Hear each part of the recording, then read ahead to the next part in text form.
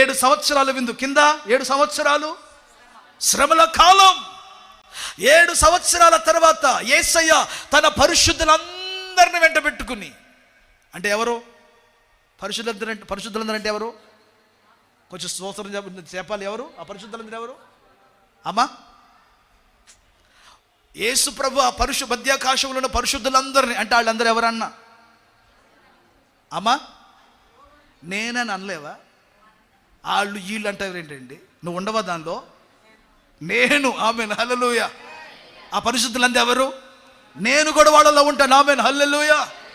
చెప్పాలి గట్టిగా, హల్లెలూయా. ఆ పరిశుద్ధులందరినీ వెంట పెట్టుకుని యేసుక్రీస్తు వారు ఈ భూమి మీదకు దిగి వస్తాడంట. ఎక్కడికి వస్తాడంట? భూమి మీదకి ఎక్కడికి వస్తాడంట? ఇశ్రాయేలు దేశములో యెరూషలేములో ఉన్న ఒలీవల కొండ మీదకు దిగి వస్తాడంట. చెప్పండి గట్టిగా, హల్లెలూయా. చాలా జరుగుతాయి విషయాలు చెప్పను. సాతానును దేవుడు కట్టి బంధించి, చెప్పండి, సాతానుకి దేవుడికి అక్కడ గొప్ప యుద్ధం జరిగిద్ది. ఆ యుద్ధములో వాడిని ఓడించి సాతానును బంధించి ఏం చేస్తాడంటే దేవుడు వాడిని 1000 సంవత్సరాలు అగాధ కూపం, బాటమ్లెస్ పిట్ అని ఈ భూమి లోపల ఒక భాగం ఉంది, దానిలో వాడిని బంధిస్తాడంట. స్తోత్రం చెప్పాలి. హుషారుగా చెప్పండి గట్టిగా. మీకు ఎప్పుడైనా టైం ఉంటే the bottomless pit or the abyss అనే డాక్యుమెంటరీ చూడండి.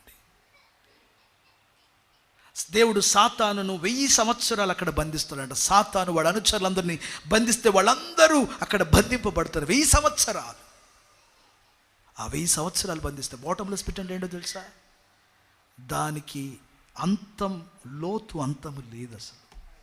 ఏంటది నాన్న? దానికి లోతు యొక్క అంతము లేదు, వెళ్తానే ఉంటుంది. 1000 సంవత్సరాలు వెళ్తానే ఉంటాడు లోపలికి. అందులో బంధిస్తాడంట వాడిని. దేవుని స్తోత్రం చెప్పాలి గట్టి. అందులో వాడిని బంధించి యేసు యెరూషలేములో సింహాసనం వేసి ఈ భూమిని ఆయన పరిశుద్ధులైన నీతో నాతో కలిసి ఈ భూమిని యేసయ్య 1000 సంవత్సరాలు పరిపాలన చేయబోతున్నాడు.